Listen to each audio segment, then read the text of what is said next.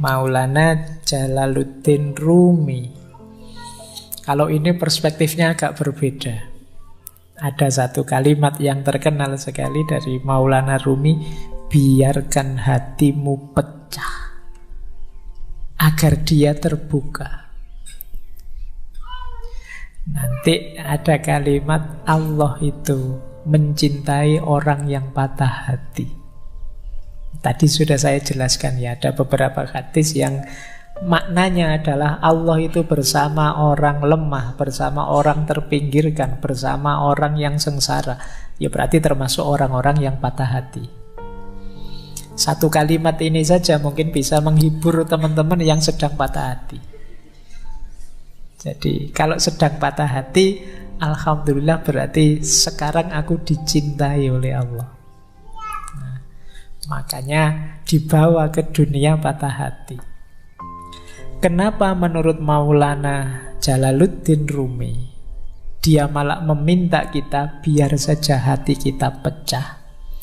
Beliau mengilustrasikan begini. Kata beliau begini, engkau menginginkan sedikit air dalam kendi tanah liat, tetapi kemudian engkau memecahkannya.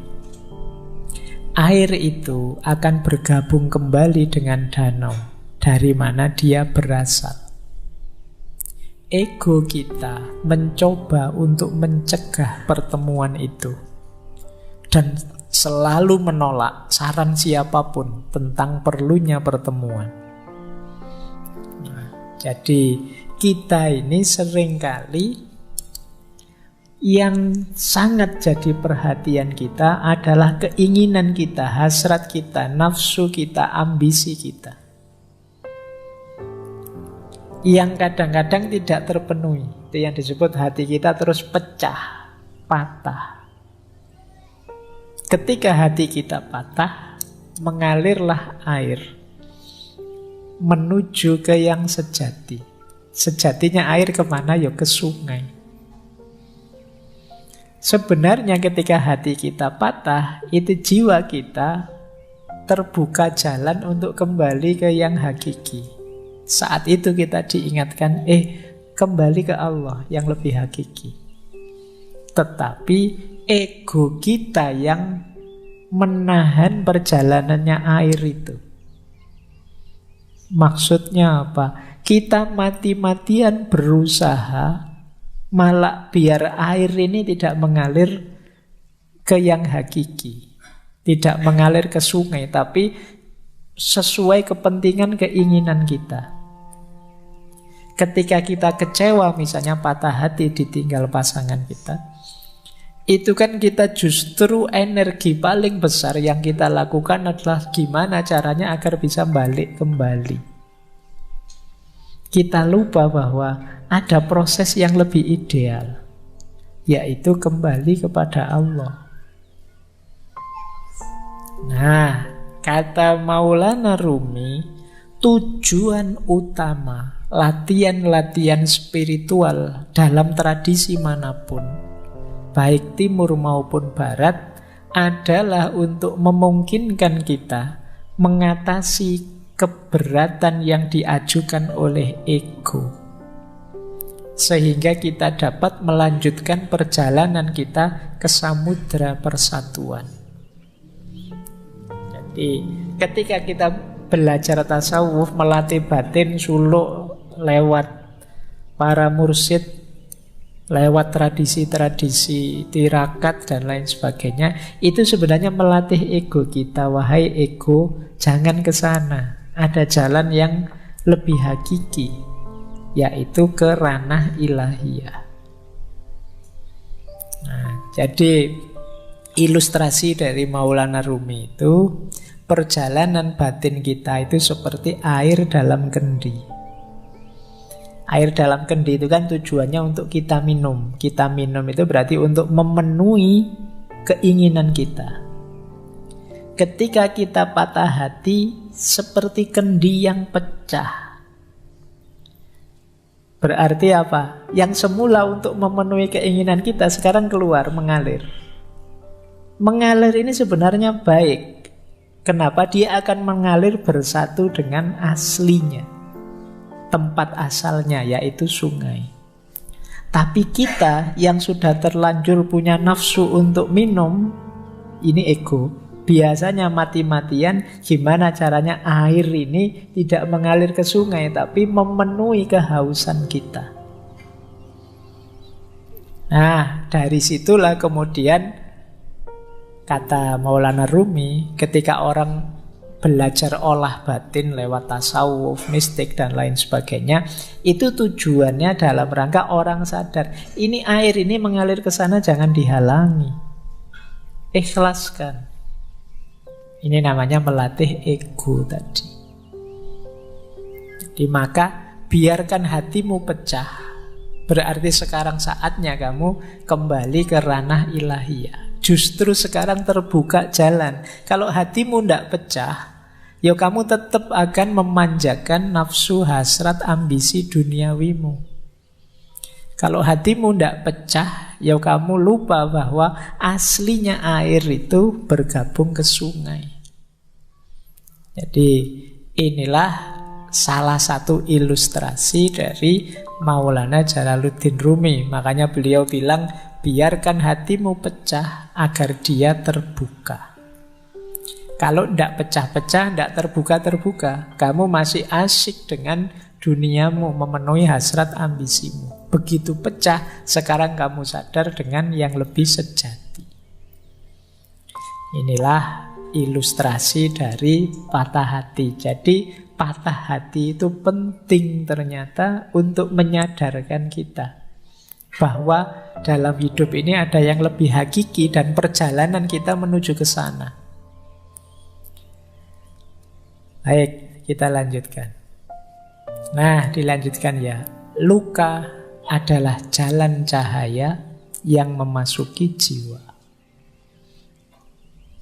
Jadi ketika hati kita luka, hati kita patah, justru lewat luka dan patahan itulah cahaya bisa masuk. Ini melanjutkan yang tadi.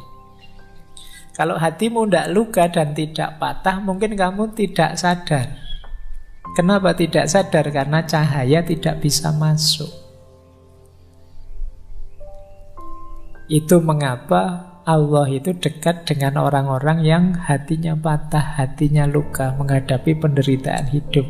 Karena berarti di situ ada rekahan yang cahaya bisa masuk. Makanya para sufi terus punya rumus ya, kalau dalam penderitaan kita bersyukur. Alhamdulillah masih diingatkan oleh Allah bahwa yang hakiki adalah perjalanan menuju Dia. Nah, itu ada ilustrasi menarik. Terimalah situasimu tanpa menghakimi. Aku marah, aku takut, aku benci. Biar saja, rasakan saja. Ini aku sedang patah hati, sedang marah, sedang takut, sedang benci. Kalau sudah kamu sadari, kamu terima apa? Lalu hadirkan Dia untuk menemanimu. Biarkan cahayanya Allah masuk dalam dirimu, menerangimu. Saat engkau membutuhkan pertolongan Tuhan pasti datang. Jika engkau tertutup, tidak ada ruang untuk cahaya. Perlu ada celah dalam hatimu agar cahaya bisa masuk. Katakan dengan tulus, aku tidak bisa mengatasinya, namun engkau bisa ya Allah. Kupersembahkan padamu semua sakit dan luka ini. Bersamanya engkau akan utuh kembali. Cinta, kedamaian, keindahan hidup kembali. Dirimu yang sejati tidak berkurang sedikit pun. Lalu bersyukurlah. Jadi ketika kita sedang berat-beratnya menghadapi masalah apapun, terimalah itu. Biarkan hatimu pecah.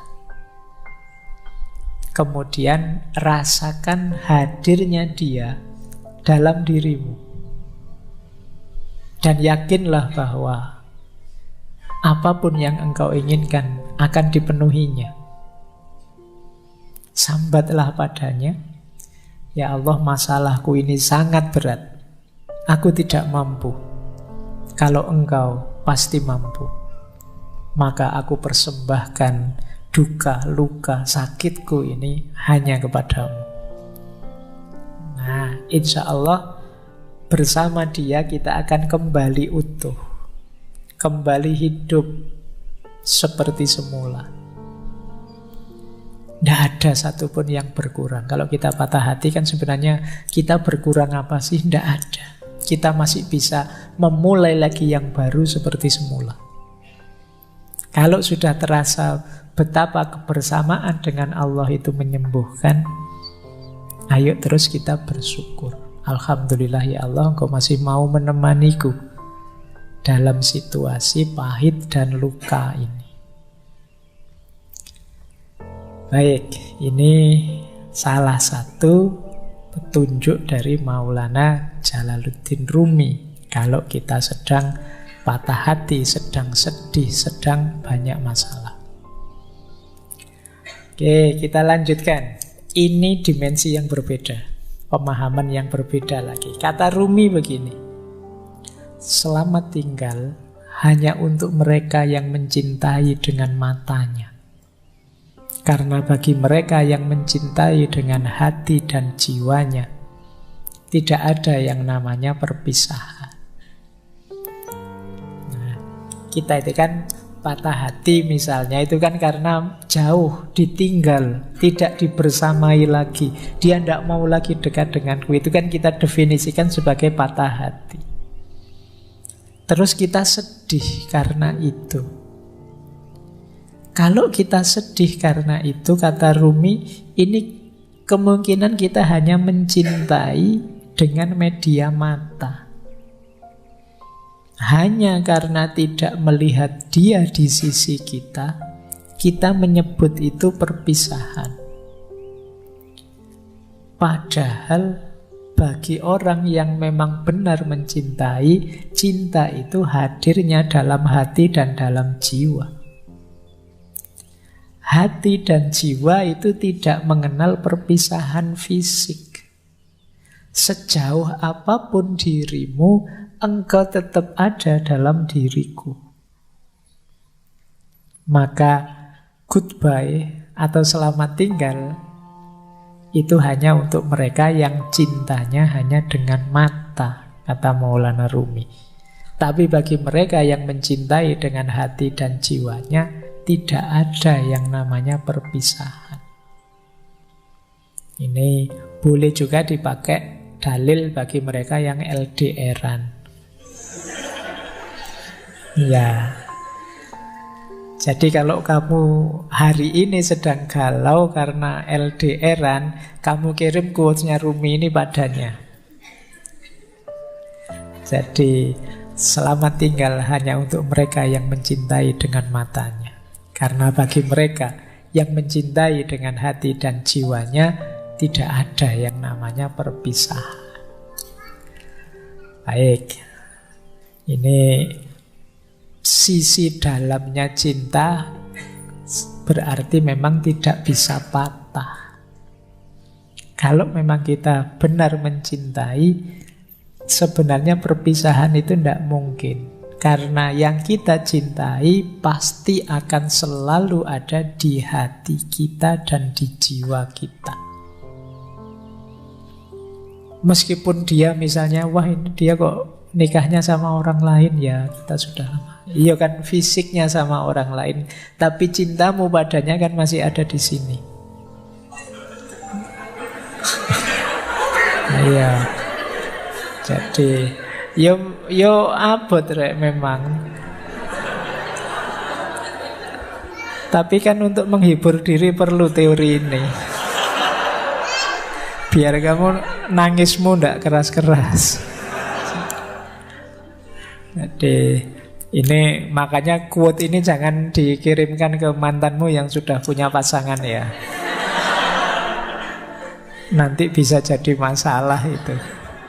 Mantan kok ngirim yang ini, itu bisa trouble itu. Baik, kita lanjutkan ya. Ini salah satu pendapatnya Maulana Rumi. Ini menarik kalimat ini. Biarlah sang pecinta menjadi tercela, menjadi gila, menjadi linglung. Orang yang sadar akan khawatir tentang hal-hal buruk. Biarlah sang pecinta saja. Ini sebenarnya ingin bilang, orang itu kalau memang benar mencintai, dia tidak akan peduli. Dianggap tercela, dianggap gila, dianggap linglung. Ya konteksnya Maulana Rumi ini cinta ilahiyah, ya cinta kepada Allah. Meskipun sebenarnya cinta pada pasangan kadang-kadang juga ada yang selevel ini.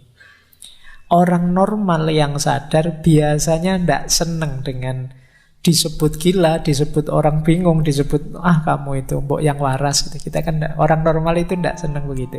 Tapi orang yang mencintai tidak peduli. Disebut tidak waras tidak masalah. Disebut gila juga tidak masalah. Disebut ngayal juga tidak masalah, tidak apa-apa.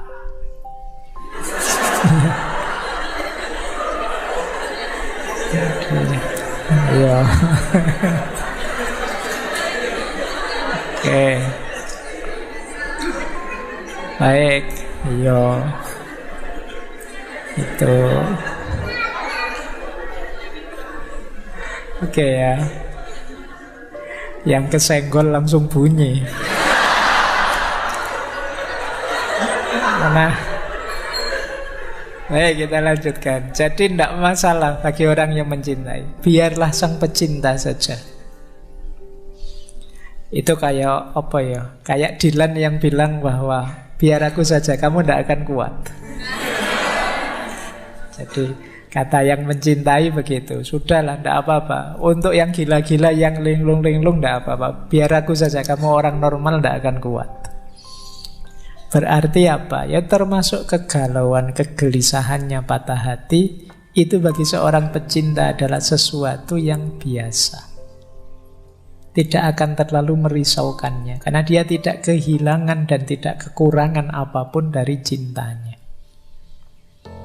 Jadi biarlah sang pecinta saja. Biarlah yang mencintai saja. Baik. Masih ada lagi. Kalau ini bahasa saya, kalau kalian punya kemampuan ini, kalian akan bahagia. Kemampuan menikmati penderitaan. Jadi Rumi kan dikenal dengan tarian Darwis berputarnya. Kata beliau begini, menarilah saat lukamu terbuka. Menarilah saat kamu telah merobek perbannya. Menarilah di tengah pertempuran. Menarilah dalam darahmu. Dan menarilah pula saat kamu benar-benar bebas. Jadi ini Rumi menceritakan betapa terjalnya jalan cinta itu. Engkau akan terluka berkali-kali, tapi tetaplah menari. Menarilah di tengah pertempuran dan menarilah dalam darahmu. Meskipun pada akhirnya ketika kamu mampu menikmati segala penderitaan itu, engkau akan benar-benar bebas.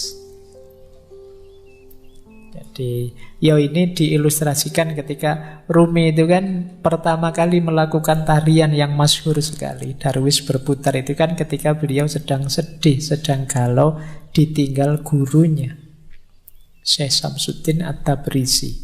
Ketika beliau sedang ada di sebuah tempatnya pandai besi, mendengarkan besi yang ditempa, diiringi oleh kesedihannya, akhirnya tubuhnya bergerak sendiri. Itu bisa kamu bilang bergerak dalam kesedihan. Tapi kesedihan ini dibawa menari dan dibawa naik menghadap Allah. Maka di antara rumusnya kalian menghadapi kesedihan, menghadapi patah hati itu, kalian akan sangat tangguh kalau bisa sampai di level bisa menikmati kesedihan. Bisa menikmati kegalauan. Boleh kamu bikin jargon, galau itu asik loh. Sedih itu menarik. Banyak karya-karya besar lahir karena kesedihan, karena kegalauan. Sering saya bilang, energinya orang sedih, energinya orang patah hati itu luar biasa. Tinggal kamu mampu atau tidak menikmati dan mengelolanya. Jadi kayak kalian waktu jatuh cinta itu kan energinya juga besar. Tinggal mampu atau tidak kalian mengelolanya. Misalnya orang jatuh cinta itu tiba-tiba jadi puitis, dikit-dikit nulis puisi. Mbok ya sekalian nulis buku puisi. Lumayan, mumpung kepalamu sedang meledak-ledak, menyala-nyala dengan cinta. Terjemahkan itu dalam kreativitas. Orang jatuh cinta misalnya, itu semangat-semangatnya melayani, membahagiakan yang dicintai. Mbok yo yang dicintai itu mengarahkannya untuk yang produktif, kreatif. Kalau kamu cinta padaku, ayolah kamu lulus semester 7. Kalau kamu cinta padaku, loh ini kan energinya jadi luar biasa. Diarahkan ke yang positif, kreatif gitu loh. Jangan hanya minta yang kecil-kecil, yang sepele-sepele. Kalau cinta padaku, mau neraktir aku, ndak sepele itu. Mintalah yang lebih monumental. Jadi itu yang saya maksud energinya. Karena biasanya ketika yang meminta yang dia cintai, itu dia bisa tenaganya berkali-kali lipat, kecerdasannya meningkat berkali-kali lipat, hanya karena ingin membahagiakan yang dicintai. Maka seperti yang disampaikan oleh Rumi ini, menarilah saat lukamu terbuka, menarilah saat kamu merobek perban, menarilah di tengah pertempuran, menarilah dalam darahmu, menarilah pula saat engkau benar-benar bebas. Pada puncaknya, cinta akan membuatmu bebas. Yang paling jelas ya bebas dari belenggu ego dirimu sendiri. Orang mencintai itu kan ketika orang yang bisa menaklukkan dirinya sendiri. Baik, saya lanjutkan. Nah, Maulana Rumi juga pesan pada kita, rasa sakit yang kamu rasakan ini adalah membawa pesan. Dengarkan mereka. Jadi ini latihanlah mendengarkan lukamu sendiri. Latihanlah memahami pesan yang dibawa oleh kesedihan dan dukamu. Maka jangan terlalu hanyut emosional oleh pengalaman pahit yang kamu miliki, tapi coba dengarkan ada pesan apa, ada hikmah apa yang bisa kamu raih. Yo karena yang pesan ini Maulana Rumi, yo berarti perhatikan dia memberitahumu apa dalam rangka meningkatkan kedekatanmu kepada Allah, dalam rangka menghidupkan cintamu kepada Allah. Peristiwa pahit apapun coba kamu dengarkan. Dia membawamu pesan apa, membawakanmu pesan apa yang itu membuatmu tambah dekat pada Allah. Jadi pesan yang arahnya ke sana. Dengarkan. Karena ketika Allah menetapkan sesuatu, pasti tidak ada yang sia-sia. Termasuk menetapkan patah hatimu. Pasti Allah tidak sedang iseng, tidak sedang saya coba anak ini kalau tak bikin patah hati kayak gimana. Pasti tidak sekedar itu. Pasti Allah ingin sesuatu yang lebih besar dan lebih penting dari itu. Maka penting kita mampu membaca luka, mendengarkan patah hati. Ayat itu kan tidak hanya ayat tertulis, tapi juga ayat-ayat kauniyah. Patah hatimu dan lukamu itu ayat-ayat Allah juga. Coba dengarkan pesannya dari situ. Jangan-jangan mengingatkanmu atau mengujimu atau mendorongmu untuk tambah dekat padanya, dan seterusnya. Baik, kita sudah ketemu Maulana Rumi dan ada kalimat yang menarik dari beliau Di mana ada kehancuran, di situ ada harapan akan harta karun. Harta karun itu kan biasanya terkubur di balik puing-puing. Kalau tersimpan di lemari kan tidak disebut harta karun. Harta karun ini biasanya tersembunyi. Dan ini ada di balik kehancuran. Maka temukan mutiara-mutiara, temukan harta-harta di balik kesedihanmu, di balik kehancuranmu. Pasti banyak kalau kamu jeli mencarinya. Jadi ini lanjutan dari quotes yang tadi ya. Jadi dengarkanlah dan cermatilah, insya Allah kamu akan ketemu harta karun yang di situ kamu akan bangkit kembali, lahir kembali, jadi sosok yang lebih kuat, lebih hebat dari sebelumnya. Jadi ini pesan dari beliau. Di mana ada kehancuran, di situ ada harapan akan harta karun. Jadi jangan terlalu lama nangis-nangis sedihnya. Beri waktu tersendiri, tapi kemudian segera move on. Bacalah kesedihanmu, dengarkan pesannya, carilah mutiara-mutiara di baliknya, terus lahirlah kembali jadi sosok yang baru, yang lebih tangguh.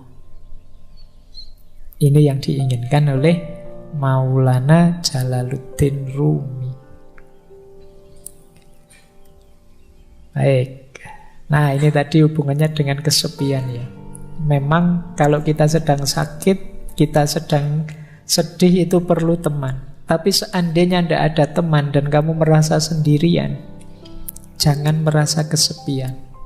Seluruh alam semesta ada dalam dirimu. Jadi kalau sekedar ingin cerita, ingin curhat, dalam dirimu lengkap. Ada komponen alam semesta. Jangan merasa sendiri. Wong kamu itu sendirian saja sebenarnya kan sangat ramai. Kalau tidak percaya, kalau kamu di kamar sendirian itu kan, ya memang suaranya tidak ada, wong kamu tidak ngobrol. Tapi pikiranmu kan riuhnya luar biasa. Ramenya luar biasa. Kalau sekarang kadang-kadang tidak hanya pikirannya, mulutnya juga rame. Apalagi kalau pas main game.